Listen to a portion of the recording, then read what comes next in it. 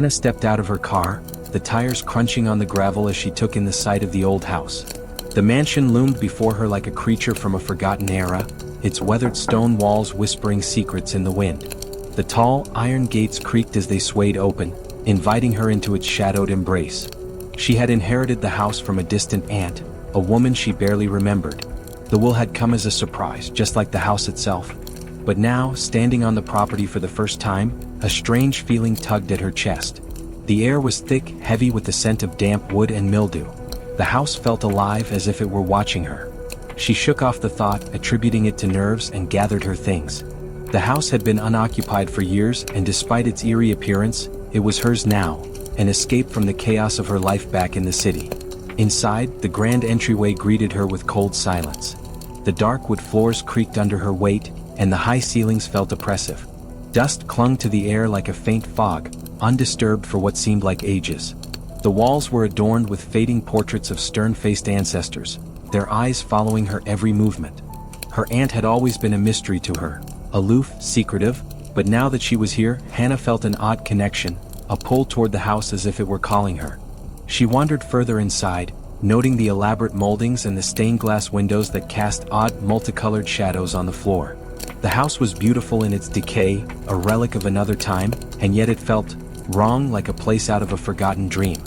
The attic was where she found it, hidden beneath a mound of old blankets and trunks.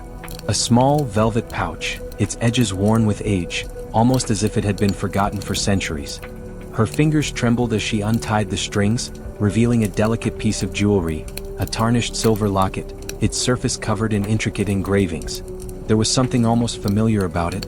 As she touched the cold metal, a sharp, sudden sensation shot through her. Her vision blurred, and for a split second she was no longer in the attic.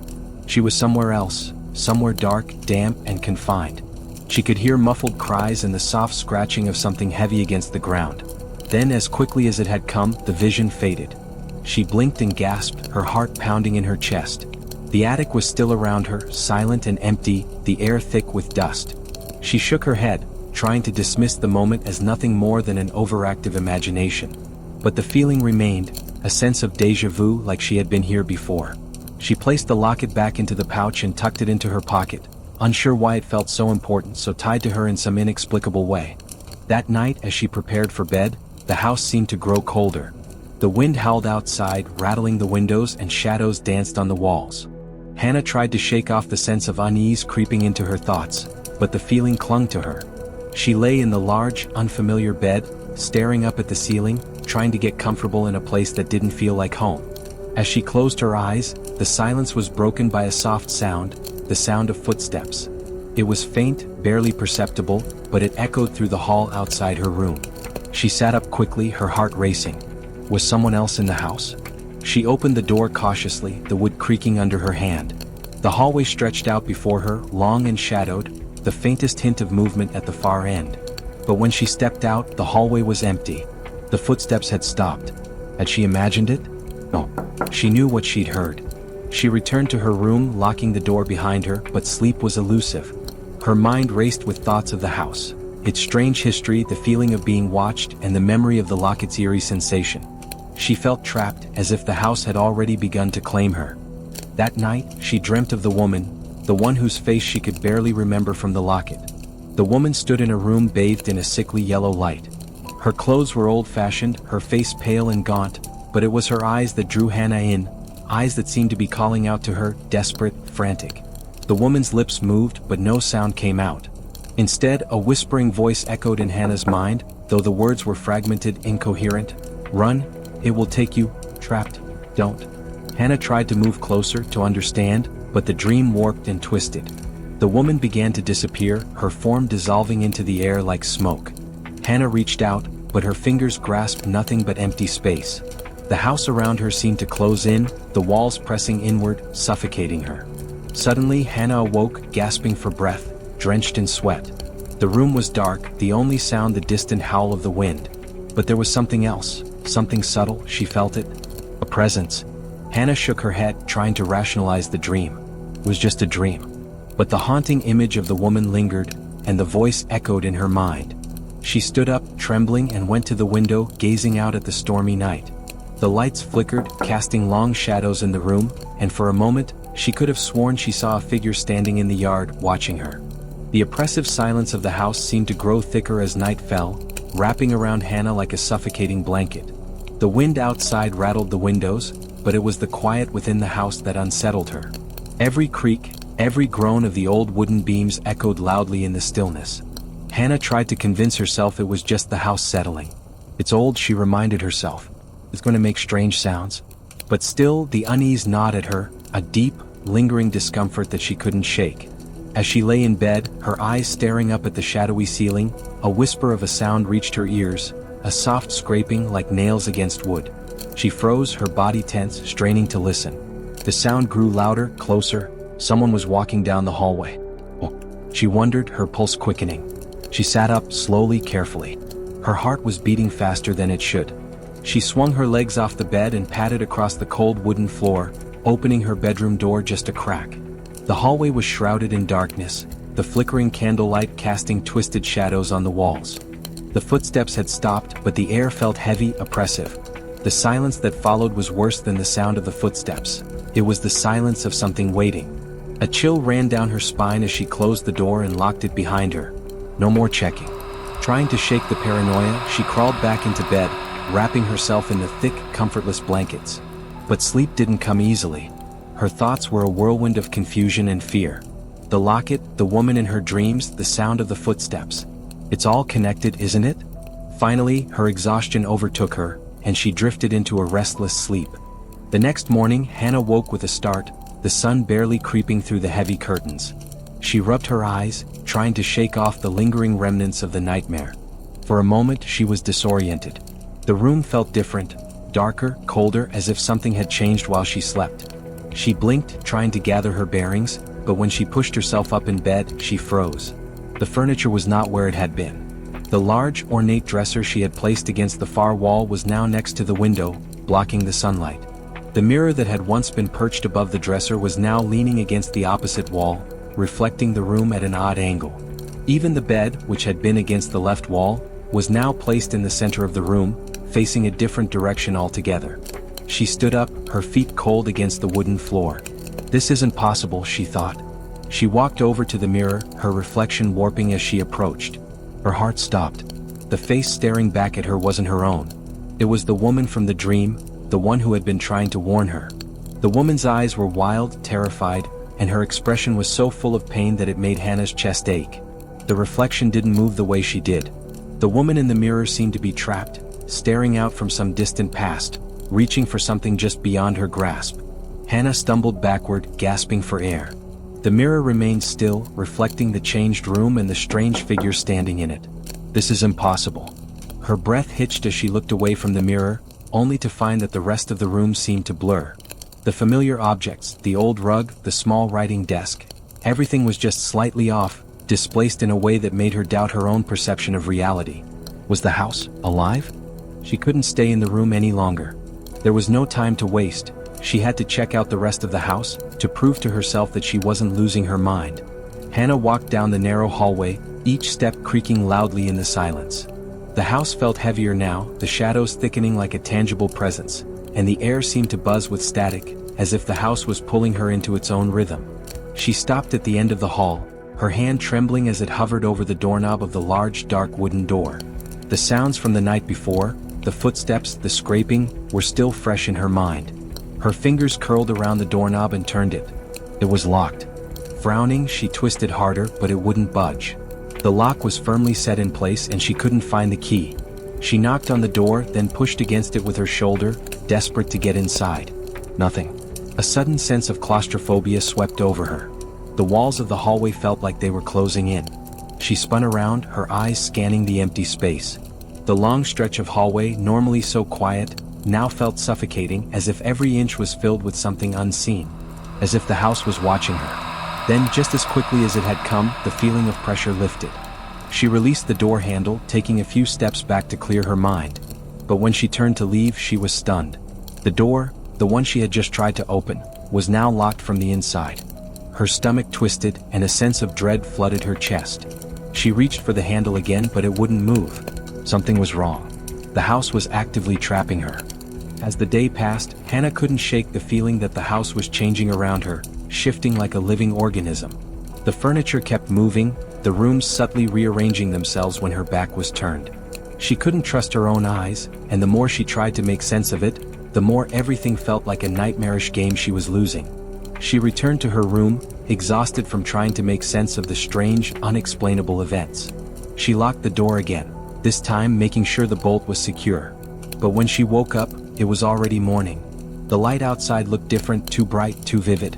She checked the clock on the wall, 11 a.m. But it couldn't be. She had just closed her eyes a few moments ago. Had she slept for hours? Or was time simply playing tricks on her? The house, she realized, was not just rearranging itself physically. It was warping time, trapping her in an endless loop where she couldn't trust anything. She stood frozen by the window, staring out at the rolling hills beyond the property. The house was closing in on her, and the more she tried to escape, the more she was pulled back in. This was only the beginning. Hannah sat at the small wooden desk in the study, her fingers nervously brushing through the yellowed pages of old documents, photos, and books scattered across the room. She had spent the entire morning combing through the house's history, desperately searching for answers. The constant sense of dread was beginning to take a toll on her. She felt like the walls were closing in, whispering secrets she wasn't ready to hear. Yet, something in her refused to leave. Her curiosity, or perhaps the need to understand why she had been drawn to this house in the first place. The house, built in the 1800s, had been home to generations of families who had mysteriously vanished or met gruesome ends. So far, every page she had turned revealed more death, more tragedy, stories of children who wandered off never to return, of couples who disappeared without a trace. But no story had ever quite gripped her like this one. She flipped to an old newspaper clipping, its edges curled and torn from years of neglect. At first glance, the article seemed unremarkable. It detailed a local disappearance from decades ago, an unsolved mystery involving a young girl named Hannah O'Brien, who had vanished without a trace in the 1930s. The article described how her disappearance had shaken the small town to its core, but the case had been left unresolved, with no evidence or leads. It was the photograph that caught her attention. The face staring back at her from the faded black and white image was unmistakable. It was her. Her breath caught in her throat as she stared at the photograph. The girl in the picture had a slight smile, but her eyes were filled with an unnatural sadness, the kind that only comes from something dark lurking beneath the surface. The photograph had been taken when the girl was no older than 6 or 7. Hannah couldn't place the memory. She had never been to that town, never met these people, and yet, there she was in the middle of a mystery that was decades old. Her skin grew cold and her pulse quickened. She turned the newspaper article over, searching for any clue that might explain how her face had ended up in the paper. The date at the top read 1932, a full 50 years before she had been born. A sudden, sickening thought crossed her mind. Could this be a mistake? Coincidence? But it didn't feel like one. Her hand shook as she pulled the article closer, her eyes scanning the rest of the text. The description of the disappearance seemed eerily familiar. A little girl lost in the woods near the house, last seen playing near a river that ran through the property. The same place where, as a child, she had always been drawn to, no matter how many times she told herself to stay away. The article ended with an unsettling detail. The girl's name was Hannah O'Brien, and she had never been seen again. Hannah felt lightheaded, like the floor beneath her feet was no longer solid. She stumbled back from the desk, shaking her head in disbelief. This couldn't be real. There had to be some explanation. But the more she thought about it, the more she realized that there was no explanation that could make sense of what was happening to her. Her eyes drifted to the far corner of the study, where a large dusty bookcase stood, filled with old tomes and ledgers. On the top shelf, partially hidden behind a pile of forgotten books, was a strange object, something that glinted in the low light. Hannah moved toward it, drawn by an unexplainable force. She reached out and pulled the object free, a tarnished silver locket, the same locket from her dreams. She turned it over in her hands, her heart racing as she noticed the inscription on the back, "To my beloved Hannah." She opened the locket. Inside there were 2 photographs, one of a young woman, the other of the same little girl from the newspaper. The woman's face was pale, almost sickly, and her eyes were hollow, devoid of any emotion. Hannah felt a wave of nausea wash over her. Who was she? As she stared at the photographs, a strange sensation began to creep over her. The air in the room grew heavier, thick with an oppressive presence that made her skin prickle. She slammed the locket shut and backed away, but as she did, she noticed something out of the corner of her eye. The reflection in the window wasn't hers. The face staring back at her was the same woman in the locket. The reflection grinned at her, but it wasn't a smile of comfort. It was a sinister, knowing grin. Hannah stumbled backward, her heart hammering in her chest. This isn't happening, she thought, trying to steady herself. But no matter how much she told herself that, the room seemed to grow colder, darker. The house was alive, and it was feeding on her, on all of them. Shaken, but determined to understand the truth, Hannah set out to meet with the local historian, Thomas Walker, the one person who might know something about the house's dark past. He had been kind when she first arrived, offering to help her uncover the history of the house. But as she made her way to his office, something about him felt off. The small, cluttered building was quiet when she entered. The scent of old paper and ink hung in the air, and the dim light from the single window cast long shadows across the room. Thomas was sitting at his desk, his back turned to her, scribbling notes in a ledger. "Thomas?" she called, stepping further into the room. "I need your help. I found something strange. The article and the locket." He turned around slowly, a smile that didn't reach his eyes spreading across his face. His features had changed. His skin seemed pale, his eyes dark and sunken, as if he hadn't slept in days. But what struck her most was the sudden shift in his presence. It was as though the man in front of her wasn't really him at all. "Ah, Hannah," he said, his voice low, too deep, too smooth. "I've been waiting for you."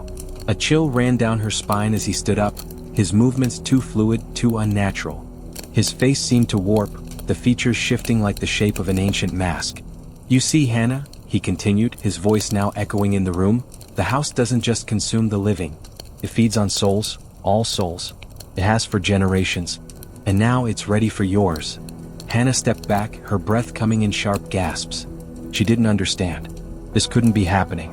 Thomas's face twisted into a grin, his voice growing more guttural. "I was tasked with bringing you here, Hannah, just like I did with your ancestors. The house is hungry, and you are part of its endless cycle." The man before her was no longer Thomas. He was something older, something ancient. His eyes glowed with an eerie light, and his face seemed to shift, becoming the reflection she had seen earlier, the woman from the locket. The same hollow, tortured gaze. She tried to scream, but her throat constricted and she was paralyzed in place. The house's grip was tightening, drawing her in. The historian, no, the spirit, took a step toward her, the air around him rippling with power. Hannah had never felt more alone in her life.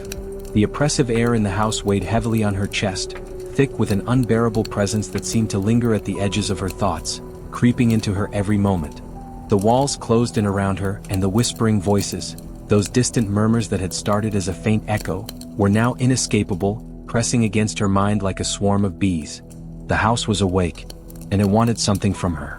It had been days since she found the diary in the study, its old leather-bound cover brittle under her fingertips, the pages yellowed and covered with spidery writing that seemed to come from a mind unraveling at the seams.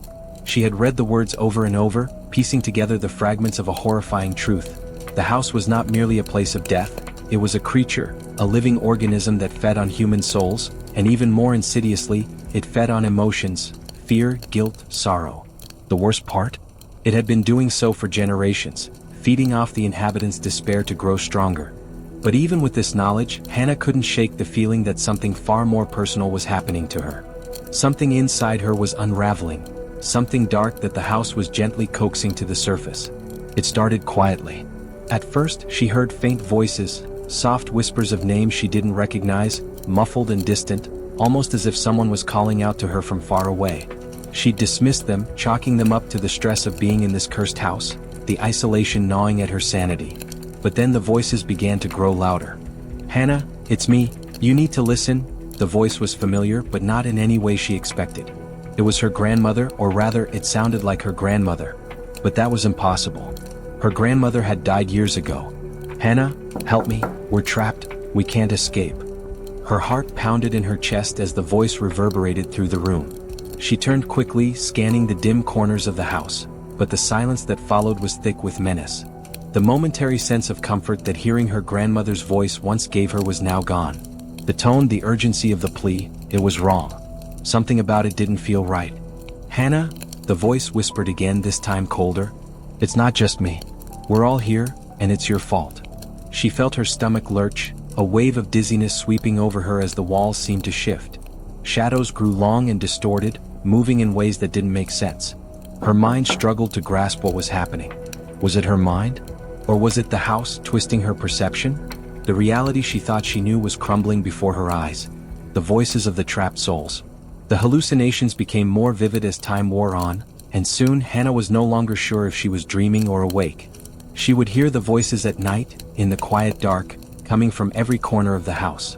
But it was when she ventured into the attic, the room that had once felt safe with its untouched secrets, that the voices intensified. Her footsteps echoed in the narrow, dust-laden space as she ventured into the attic for answers. But as she reached the farthest corner, the voices hit her all at once. Dozens of voices, soft, desperate, and growing louder, filled her ears. "Hannah, you don't belong here. Leave, now. Help us, we can't get out." But then the voices shifted, turned darker, angrier. They weren't her loved ones anymore.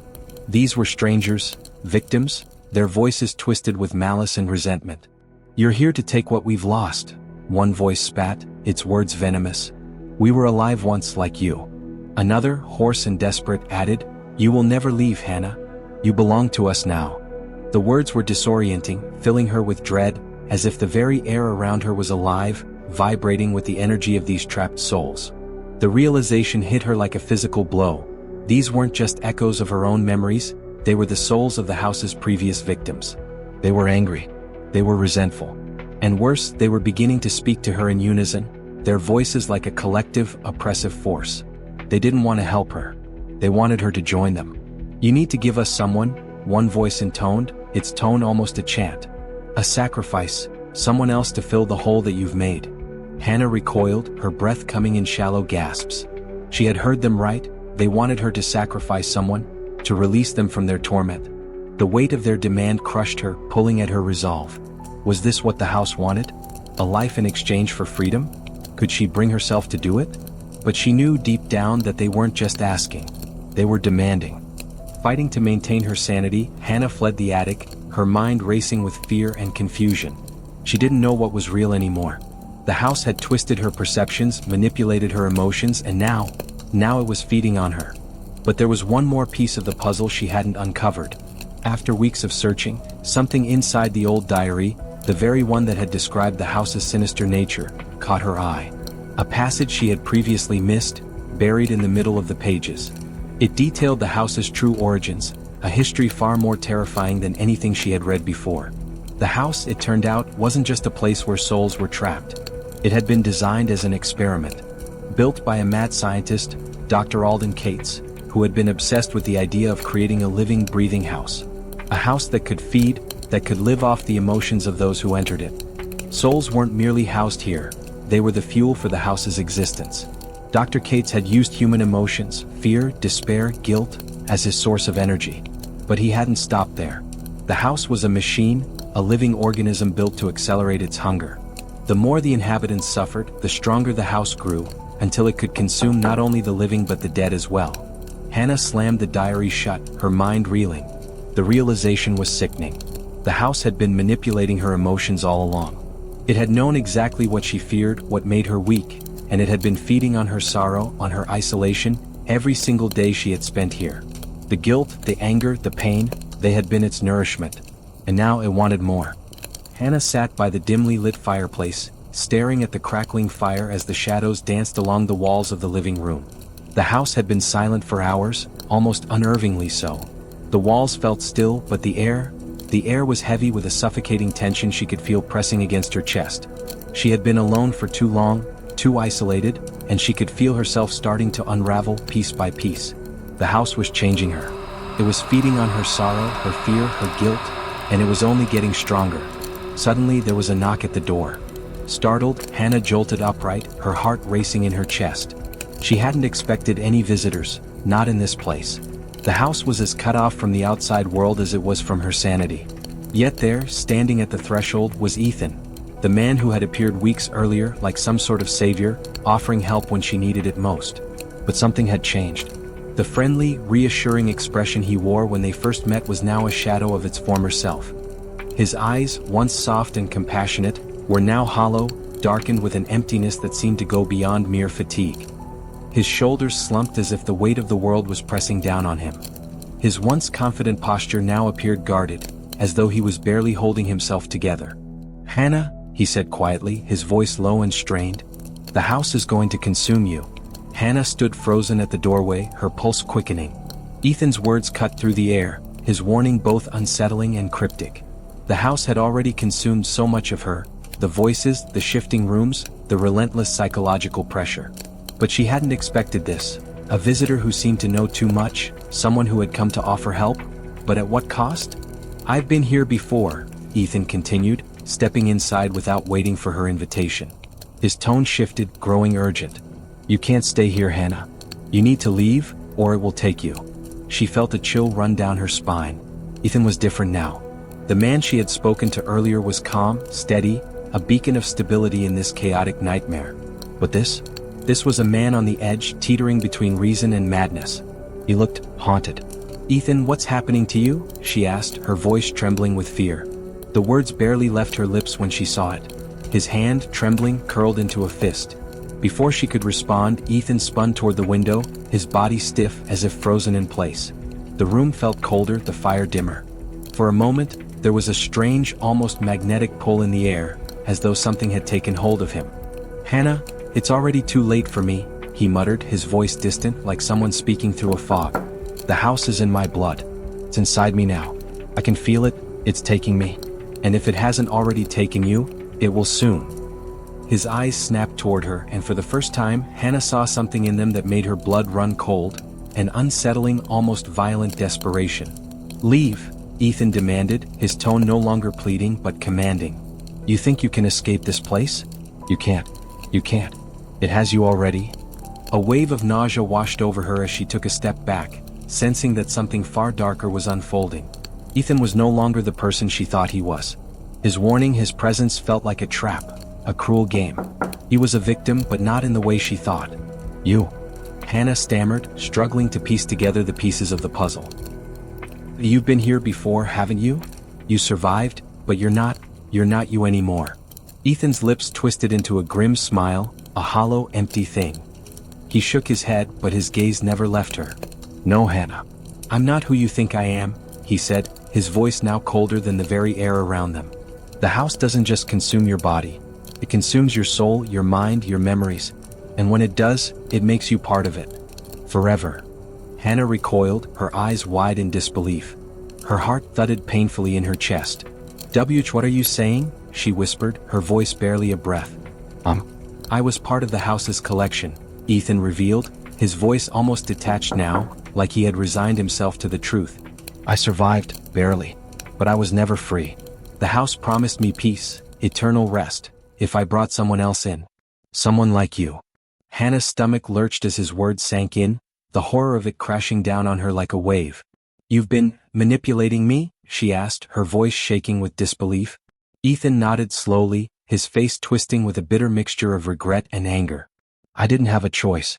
I was part of the house all along. My memories, they erased them. The house made me forget who I was. I forgot my name, my family, and I became just another tool for it. I was supposed to lure someone in. Someone, you." Hannah stumbled backward, her hands shaking, struggling to process the truth. The man she had trusted, the one who had shown her sympathy, the one who had warned her about the house. He wasn't here to save her. He was a pawn in the house's endless cycle of consumption. His soul had already been claimed by the house, and now it was her turn. "I tried to fight it," Ethan whispered, as though confessing some deep, horrible truth. "But it's too powerful. You don't get to leave. You don't get to win." His eyes grew darker, and his posture seemed to collapse in on itself, like he was being drawn into the house itself, consumed by its unseen hunger. There was something wrong with him, his face, his expression, his movements. It was as if he were slowly becoming something else, not entirely human anymore. He reached out a hand toward her, his grip tightening around her wrist with unnatural force. "You can't run from this, Hannah. You belong to the house now too." Hannah's heart hammered in her chest, and in a panic, she yanked her arm away from his grasp, stepping backward. But it was too late. The walls of the house shifted around them, the air thickening with something cold and oppressive. The fire in the hearth flickered and died, plunging them into an unnatural darkness. A low, guttural voice seemed to fill the room, and though Hannah could not see it, she could feel the presence of something watching them, listening. The The house wasn't done with them yet. It was playing a cruel game, a game it had already won. Ethan's face twisted into a grotesque smile, his eyes now hollow, void of humanity. You think you can escape? No one ever escapes. The house had claimed him long ago, and now it would claim her too. Hannah woke with a sharp, stabbing pain in her chest, her heartbeat erratic, as though it were racing to escape a prison that had been slowly suffocating it for weeks. She pushed herself up from the bed, the coldness of the room wrapping itself around her like a damp, suffocating blanket. The oppressive weight of the house, as if alive, pulsed against her skin, heavy and sickening. The house was always there. Its presence was in every creak, every groan of the walls. It was everywhere, watching. A soft shiver ran down her spine as she made her way to the mirror. Her reflection stared back at her, eyes wide with exhaustion and fear. But something was wrong. Very wrong. Her skin was changing. The pale skin she had once known as her own was now mottled with dark, bruised veins, thin black lines running beneath the surface, snaking their way from her arms to her face. Hannah recoiled, her hand instinctively reaching to touch the veins, but the moment her fingers brushed her skin, the pain surged like an electric shock. It felt as though her body was rebelling against her will, as though something inside her was trying to transform her, to possess her. She pulled her hand away, staring in horror at the blackness spreading across her arm. "No," she whispered under her breath, feeling bile rise in her throat. The house wasn't just feeding on her fear, it was feeding on her very flesh. Slowly, relentlessly, it was claiming her. She could feel it inside her, seeping through her bones, corrupting her from the inside out. The panic surged again, but this time she didn't scream. She couldn't. Her voice felt too small, too powerless against the monstrous force that was taking root within her. Days passed and the transformation only grew worse. The black veins spread further, reaching up her neck, creeping beneath her jawline, making her feel as though she was losing herself to something unnatural. She tried to mask it with long sleeves and scarves, but there was no hiding the changes. The way her eyes seemed to dull, her once vibrant skin now graying with sickness. She could feel the house's influence weaving itself deeper into her, like roots digging into the soil of her very soul. One morning, as she stood in front of the cracked mirror, she noticed something else. Her reflection wasn't right. Her eyes were glassy, distant, not quite her own. And for a brief moment she saw something, or rather someone, else staring back at her, a woman she didn't recognize.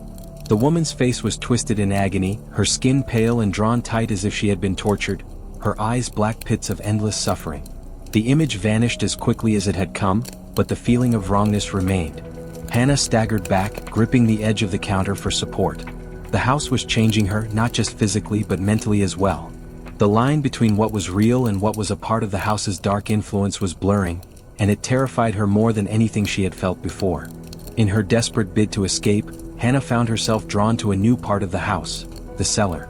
The house's endless corridors had begun to feel like a maze, each turn a reminder that she was not just lost in the house but trapped in its mind. Desperation had clawed its way into her chest, and one night, as the house groaned with its ominous, guttural sounds, she stumbled upon something new. A hidden tunnel behind a rotting shelf in the basement. It was narrow, damp, and dark, but it offered something the house never had, the promise of escape. She felt her pulse quicken, hope blooming inside her chest like a flower finally given sunlight. She could leave. She could finally leave. Without a second thought, she crawled into the tunnel, the walls of dirt closing in around her as she moved forward, the distant hum of the house fading into silence. The further she went, the more she felt that she was leaving it behind. This was her chance. The tunnel was long, twisting in ways that made it feel like it was taking her further and further away from the house's suffocating grip. But then something changed. A noise, a soft scraping like something moving just out of sight. The ground beneath her feet seemed to tremble. She paused, glancing behind her, but the darkness held only shadows. When she turned back, she found that the tunnel ahead had vanished, replaced by the familiar walls of the house. She was standing in the living room. Her breath caught in her throat as she blinked rapidly, disoriented. How had she gotten here? The last thing she remembered was the tunnel, the desperate, clawing hope that she was leaving. The walls of the room seemed to breathe, expanding and contracting in time with her racing heartbeat. The same room she had entered hours ago, but she had never left. Hannah's chest tightened with panic. The tunnel had looped her back into the house, into the same room. The house was playing with her, toying with her perception, manipulating time itself. She stumbled backward, her head spinning as the room seemed to close in on her. There were no windows, no doors, only the oppressive weight of the walls pressing against her mind. She was trapped. The house was not just an unyielding structure of brick and wood. It was a labyrinth, alive, sentient, and it was pulling her deeper into its web. She tried to convince herself it was just a trick of her mind, that perhaps she had been sleepwalking, or maybe she had misremembered the layout of the house. But when she attempted to leave the room again, she found the door had been locked from the inside. It had never been locked before. With every attempt, the house shifted around her, as though it was reading her movements, anticipating her every step, redirecting her to places she didn't recognize. The rooms she had once known intimately were now unrecognizable, distorted, twisted. Time itself felt off, like it was slowing down or speeding up, stretching and collapsing in impossible ways. Hannah's growing desperation. Hannah could feel the house closing in on her, its walls pressing against her from all sides. It was as though she were being suffocated by the very air, her lungs filled with an invisible pressure that weighed on her chest. Her thoughts were beginning to fragment, like the house was twisting her mind to match the physical changes she was undergoing. She couldn't keep track of time, days bled into nights without distinction. Her skin continued to rot beneath the black veins, and every passing moment felt like she was being pulled further away from the person she used to be. She had become a prisoner in a house that was alive, that had been alive for centuries, feeding off the fear, the pain, the suffering of everyone who entered it. Her own body, her very self, was slipping away, altered beyond recognition, and the house wanted her. It wanted all of her. The air inside the house had grown thicker with each passing hour, as if it were alive, breathing, suffocating, waiting for her to make her final move. Hannah stumbled down the narrow hallway, her legs barely able to carry her anymore, each step weighted with the dread of what was coming. She had been through hell, but the worst was yet to come. She could feel it in the marrow of her bones, in the way her heart beat erratically, in the unsettling silence that clung to every corner of the house. The house, the entity, was growing impatient. Its hunger had only intensified, its grip on her tightening like a vice. Every door she tried was locked, every window sealed shut. Escape, once a distant hope, now seemed like a cruel fantasy. But Hannah had come to one harrowing realization. The house wasn't just trying to kill her. It was trying to consume her soul, twist it into something else entirely. She had become a part of its collection, one more fated soul trapped in its endless cycle of death and rebirth. The air inside the house had grown thicker with each passing hour, as if it were alive, breathing, suffocating, waiting for her to make her final move. Hannah stumbled down the narrow hallway, her legs barely able to carry her anymore, each step weighted with the dread of what was coming. She had been through hell, but the worst was yet to come. She could feel it in the marrow of her bones, in the way her heart beat erratically, in the unsettling silence that clung to every corner of the house. The house, the entity, was growing impatient. Its hunger had only intensified, its grip on her tightening like a vice. Every door she tried was locked, every window sealed shut. Escape, once a distant hope, now seemed like a cruel fantasy. But Hannah had come to one harrowing realization. The house wasn't just trying to kill her. It was trying to consume her soul, twist it into something else entirely.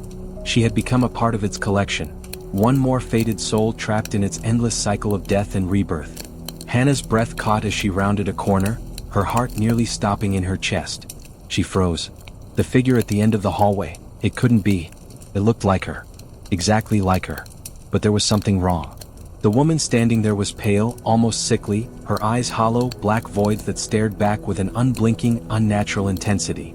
Her clothes were the same, her posture identical, her hair falling the same way, but the woman's presence was suffocating, foreign. She wasn't real.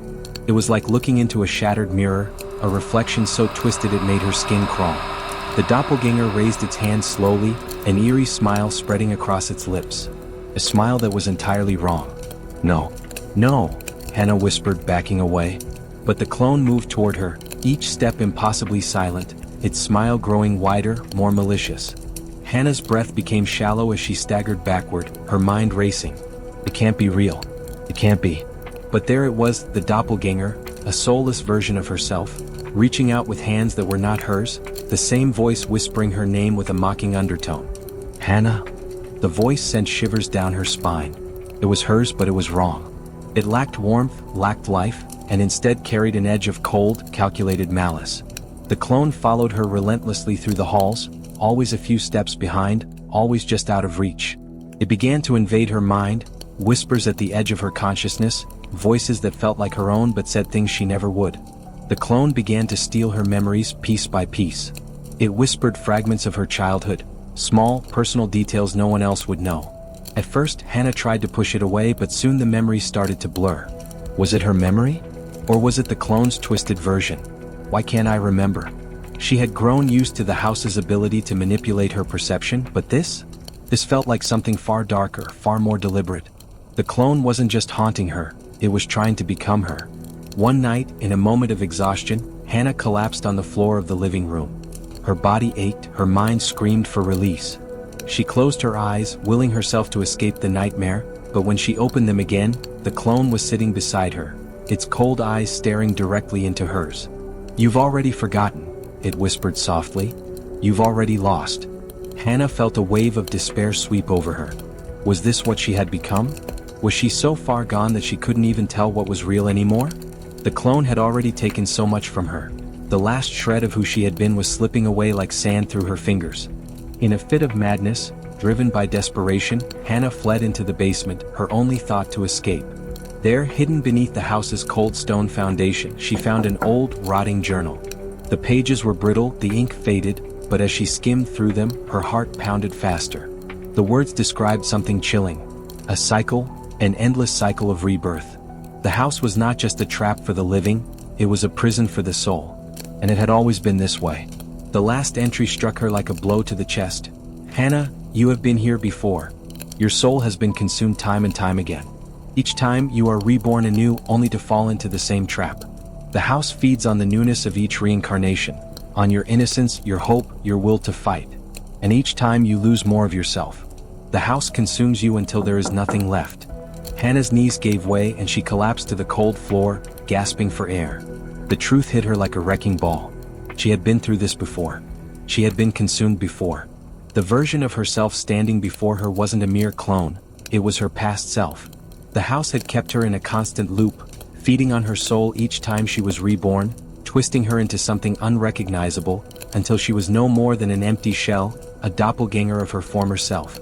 She could feel the walls of the house closing in around her. It wasn't just her body that had been corrupted. The house had eaten her soul, and this version of her was nothing more than a decaying echo, a new vessel for its insidious hunger. The clone now stood over her, its face warped with the same haunting smile. "You've always been part of this," it said, its voice like the sound of nails on a chalkboard. "Every version of you. And now it's time for you to join us. Forever." Hannah stood, her body shaking with both fear and rage. The clone, the house, it was all part of the same monstrous force, a never-ending cycle of destruction. Her own soul had been consumed countless times. But not this time. With every ounce of strength she had left, she raised her hand toward the clone, the doppelganger that was slowly stealing her very essence. "No," she whispered, her voice hoarse but firm. "I am not yours." The clone's face contorted in fury as it lunged toward her, but Hannah, filled with newfound resolve, pushed it back. She didn't know how much longer she had, but she would not let the house consume her. She would not be its prey again. The air in the house had grown heavier, suffocating in its stillness. Each creak of the floorboards, each whisper of wind, felt like an exhalation from the house itself, waiting for the inevitable. Hannah's body trembled and her mind raced, but there was nothing left to fight. The house had already broken her, twisted her into something unrecognizable, a prisoner of its insidious power. The clone, the twisted reflection of herself, had almost been the end. But as much as she wanted to break free, she was already too far gone. She felt her very soul slipping away inch by inch. She stumbled through the house, knowing she was being watched, the house's presence pressing on her from every corner. The walls seemed to breathe, the dark shadows of the past creeping from beneath the floors, curling around her ankles, tugging at her thoughts. Her heart pounded in her chest, but it was no use. Every door led her back to the same cursed room, every escape route was an illusion, and every breath felt like it would be her last. And yet, despite the overwhelming sense of dread, something inside her still fought back, a flicker of defiance deep within her. In the center of the grand foyer, bathed in the cold light of the flickering candle sconces, Hannah collapsed onto the floor, her hands trembling as they clawed at the stone beneath her. She closed her eyes, but the whispers of the house pressed in from all sides, louder now, like a cacophony of voices demanding to be heard. "Why can't you leave? a voice hissed from the walls. She looked up, her breath shallow. The house had been toying with her for so long, twisting her perception, making her question reality. But there was something different now, a shift in the air. The whispers turned to laughter, a low, mocking sound that seemed to echo from the very foundations of the house. Then the voice changed, its tone deeper, more powerful. It was no longer a whisper, but a command. "Hannah," it said, "you've been trying to escape, but there's nowhere to go." Hannah's body tensed. It wasn't a ghost. It wasn't a spirit or a cursed presence. It was the house itself, alive, conscious, and speaking to her. She stood slowly, a chill crawling down her spine. "What do you want from me?" she whispered, her voice trembling. The house responded in a low, rumbling voice that seemed to come from every direction, surrounding her, suffocating her. "I don't want anything from you. You want something from me." Hannah's eyes widened. She felt as if the very walls were closing in around her, the floor beneath her buckling with an invisible force. Suddenly, the temperature dropped and she was plunged into darkness, her heartbeat thudding painfully in her ears. A cold wind brushed against her skin, and she felt the sensation of being watched, not by a ghost, not by the house, but by something far older, far more malevolent. "I don't understand," Hannah whispered. "Please, let me go." The house's voice returned, softer now, almost pitying. "You were never a victim of me, Hannah. You are me. You created me." The room began to shift before her eyes, the walls undulating, the ceiling stretching high above her, as if the house were unfolding into a new dimension, one where the rules of time and space no longer applied. The shadows seemed to writhe, taking form, faces, twisted and contorted with agony, flickered in and out of view. But it wasn't just the house changing. Something was changing inside of her. "You've been here before," the voice whispered again. "This house, this prison, you made it. You designed it. This is your creation, your legacy." Hannah's breath caught in her throat as the words hit her like a freight train. Her mind spun, but she couldn't escape the truth that was now emerging from the depths of her memory. The house, she had built it. In a flood of memories that weren't hers, yet they felt like hers, Hannah saw it all. She saw herself, many lifetimes ago, standing at the center of a grand, sprawling mansion, drawing plans, shaping a structure meant to trap and torment the souls of those she had wronged. She was the architect, the mastermind behind it all, and now, she was the one trapped within its walls, paying for her sins. "Why?" she gasped, barely able to process what was happening. "Why would I create something like this?" The house's voice was filled with an eerie calm. "Revenge. Retribution. You created me to punish those who had wronged you, to feed off their fear, their suffering. But what you didn't know, what you couldn't know, is that you would become the target. You would become the victim. The architect and the prisoner, bound forever in a cycle you created." Hannah's knees buckled beneath her, her hands reaching out for the walls, but there was no escape. She could feel her humanity slipping away, her very essence being torn apart as the house's power flooded her veins. "You were never a victim," the house whispered again, its voice no longer mocking but triumphant. "You were always the one in control. Until you weren't." Before she could even process the full weight of this revelation, the walls seemed to pulse with a life of their own. The floor cracked open beneath her feet, and an immense pressure pulled her downward as if the house was sucking her in, consuming her, swallowing her whole. "Stop!" she screamed, but it was futile. The house had already won. It had always won.